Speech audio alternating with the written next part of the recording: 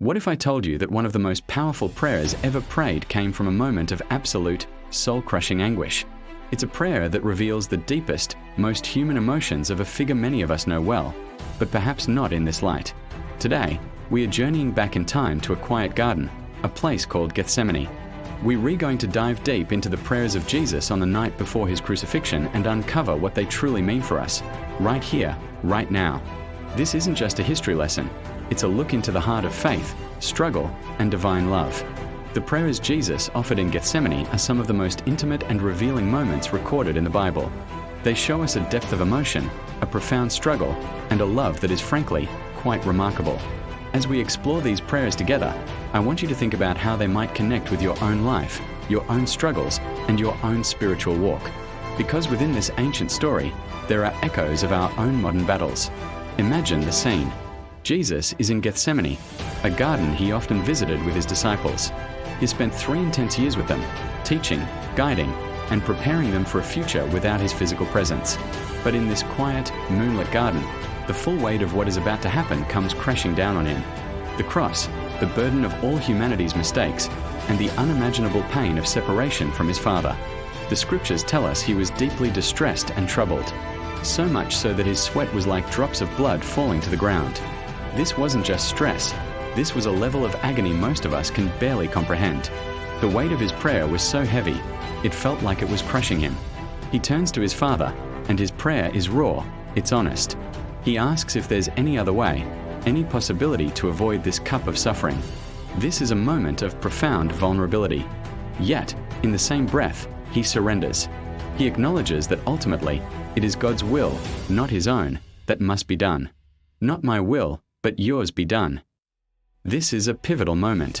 It shows us just how human Jesus was, feeling fear and dread, but also just how divine he was, committed to a purpose far greater than his own comfort. He wasn't a stoic hero without feeling. He was a being of deep emotion who chose obedience despite the immense personal cost. Now, here's something truly incredible. As Jesus prays in this state of agony, he's not just thinking about himself. His heart is turned towards us. He's thinking about every person who would come after him, everyone who would grapple with their own faith, their own doubts, and their own fears. In his darkest hour, he is praying for us, interceding on our behalf.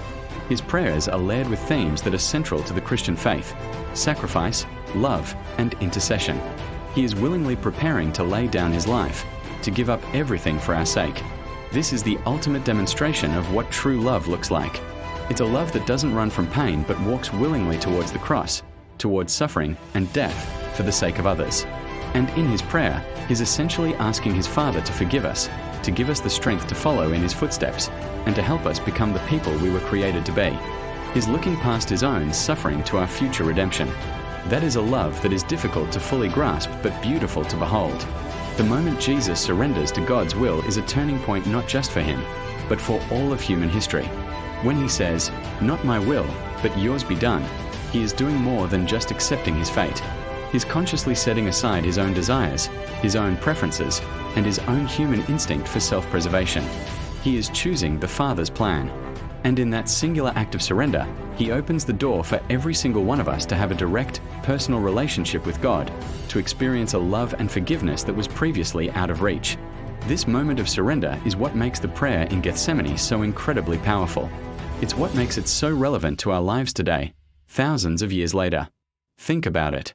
We all face our own Gethsemanes, don't we? Those moments of struggle, doubt, and fear where we feel overwhelmed, where the path ahead seems too difficult to walk. In those times, we can look to Jesus' prayer in the garden and find immense comfort, guidance, and a profound sense of hope. So, how exactly does this ancient prayer offer us practical help for our personal challenges? First, it reminds us that we are not alone in our struggles. Even the Son of God experienced deep anguish and dread. It validates our own human feelings of fear and uncertainty. There is comfort in knowing that Jesus understands what we're going through on a deeply personal level. He's not a distant deity, untouched by human pain. He has walked this path of suffering himself. Second, it teaches us the power of honest prayer. Jesus didn't hide his feelings from the Father. He poured out his heart with all its fear and turmoil. This gives us permission to be completely real with God. We don't have to pretend we have it all together. We can bring our brokenness, our fears, and our desperate pleas to Him, knowing that He listens and understands. And third, it shows us the path of surrender. While it's one of the hardest things to do, surrendering our will to God's can bring a peace that surpasses all understanding. It's not about giving up. It's about trusting that God's plan is ultimately better than our own, even when it's painful or confusing. Jesus' example shows us that true strength is found not in fighting for control, but in yielding to a higher purpose. His prayer reminds us that even when we don't feel like we have the strength to pray for ourselves, He is interceding for us. The story of Gethsemane is a profound source of strength. It's a reminder that even in our darkest nights, there is hope. There is a God who understands, and there is a Savior who has gone before us, paving the way through suffering into glory. It's a story of love, sacrifice, and the incredible power found in surrender.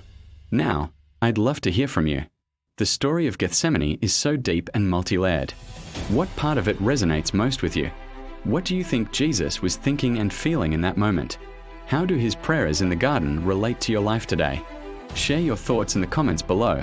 I'm really looking forward to reading them. And if you found this exploration meaningful, be sure to check out our other video on the power of Jesus' prayers for more insights and reflections. Thank you so much for watching and joining me on this journey. Don't forget to like and subscribe for more content like this. See you next time.